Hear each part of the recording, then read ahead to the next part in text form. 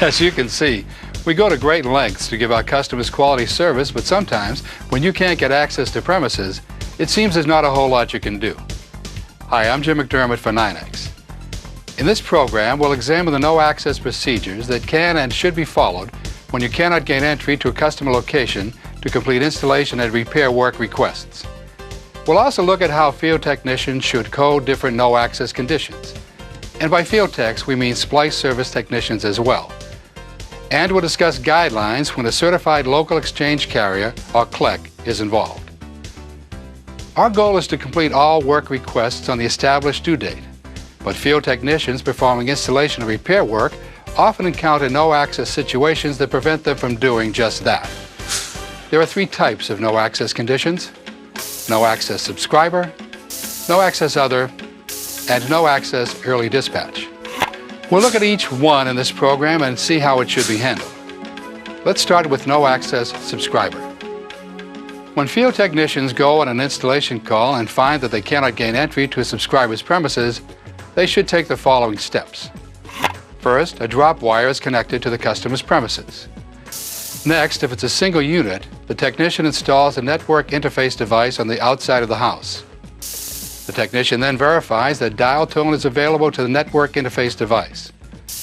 If it's a multi-unit dwelling, tone is verified to the terminal closest to the premises.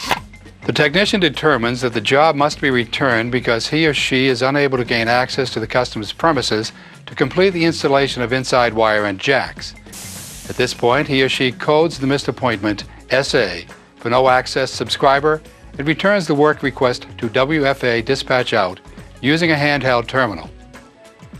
To help resolve no-access situations, the technician leaves a no-access card at the subscriber's premises, notifying them of his or her inability to complete work. I want to just get in and finish the job, but most of the times if the customer's not there, what I'll do is I'll either call the can be reached. Sometimes they can be in the backyard, the neighbor's house, or so on and so forth. Just look around, and if that's the case in point and I can't get in, the worst thing, well, the bottom line is that I'll leave a no-access card with the information for what they should do after they get that no-access card and calling us up, and so we can get another technician out here. But we'd like to do the job the first time.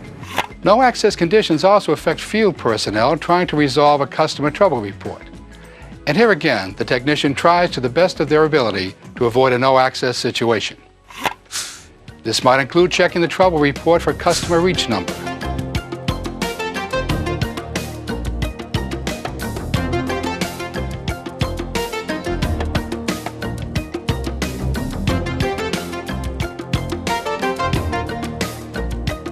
Seeing the superintendent in a multi-unit dwelling, or checking with a neighbor. If these efforts fail, the technician isolates the trouble condition to the point closest to the customer premises. If the NYNEX networks test OK and the trouble proves to be inside the customer premises, the repair technician takes the following steps.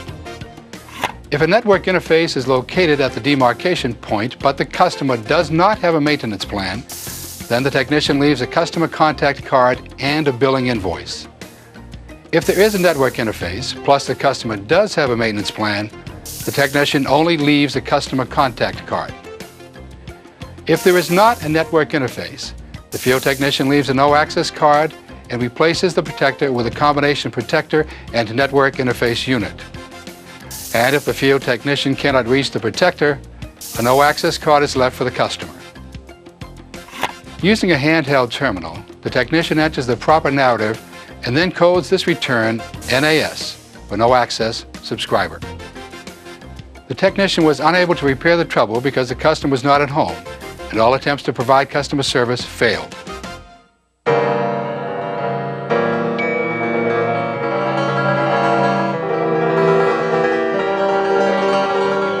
Cuando al pasar yo te vi, hermoso huipil llevabas, Llorona, que la Virgen te creí. Hermoso huipil llevabas, Llorona, que la Virgen te creí.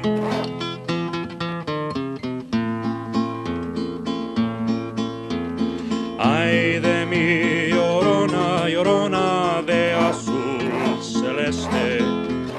Ay de mí, Llorona, Llorona de azul celeste.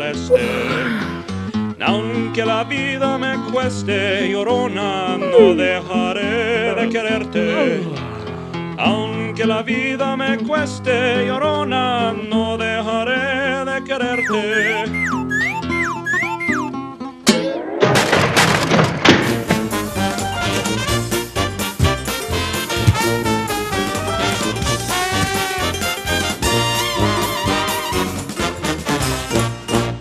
So far, we've talked about installation and repair situations that come about when the subscriber is not home and there's no access to the premises. But there are two more conditions we encounter. They are no access other and no access early dispatch. When a technician finds he or she cannot complete installation work as called for because he or she is unable to access company facilities at the customer's location, he or she must follow the same steps as before. The technician attempts to complete as much of the installation work as possible and, if necessary, leaves a no-access notification card.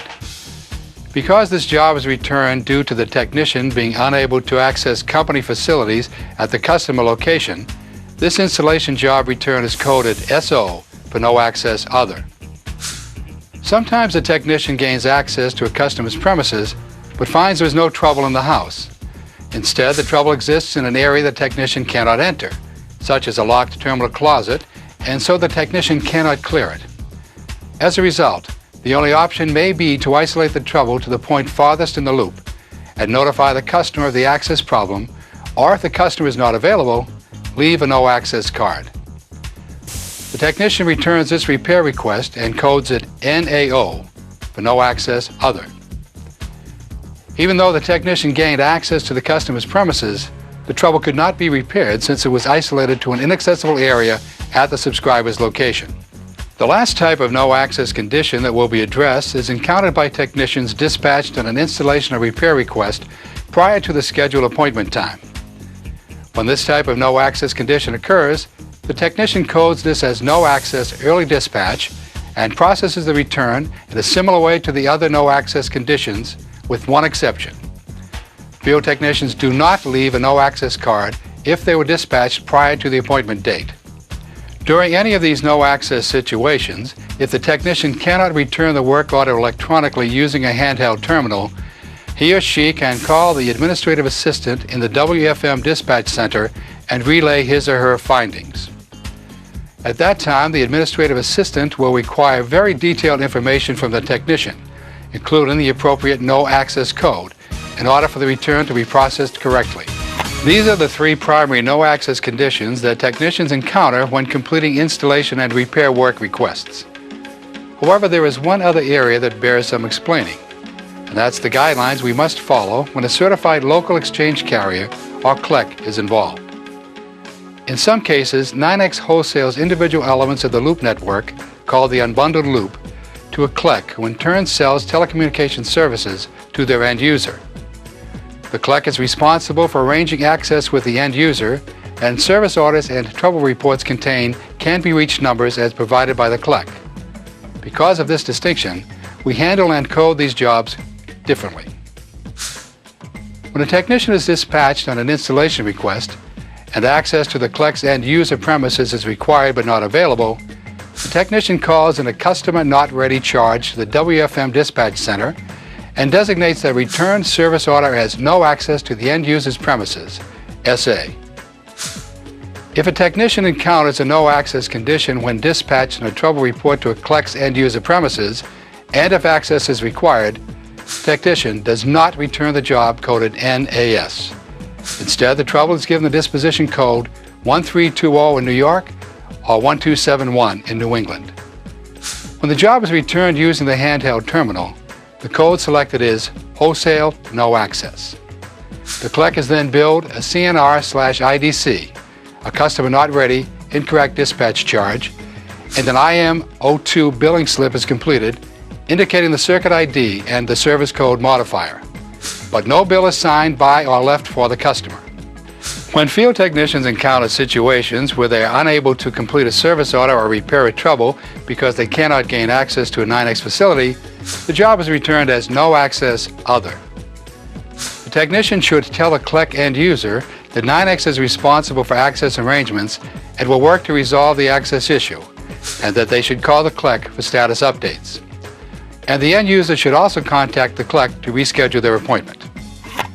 Finally, when the CLEC end user is not home and a no-access situation exists, the technician must fill out and leave a no-access card. On the front of the card, the technician must provide the name of the CLEC that serves the end user, and on the back, enter a brief explanation about the access problem, along with instructions for the end user to call their CLEC to make a new appointment. We need to try hard to avoid no-access situations wherever we can because they are a costly drain on our time and energy. But when you encounter one, following the prescribed procedures is vital. To recap, no-access procedures address both installation and repair work requests missed because of primarily 3 customer reasons, and each no-access condition requires specific coding. Again, they are no-access subscriber premises, which is coded SA for installation work and NAS for repair work. No-access other, which is coded SO for installation work and NAO for repair. And no-access early dispatch, which is coded early dispatch. Also of great importance is the accuracy and detail of the narrative provided by the technician in the field when closing out a job. For it's this additional information that is used to clarify the no-access situation and also to inform others of the work status of the job. And finally, keep in mind that when a CLEC is involved, that CLEC is responsible for arranging end-user access and providing us with can-be-reached numbers for service orders and trouble reports. If we all follow these guidelines, we will be better able to coordinate our work and at the same time provide our customers with the quality service they expect.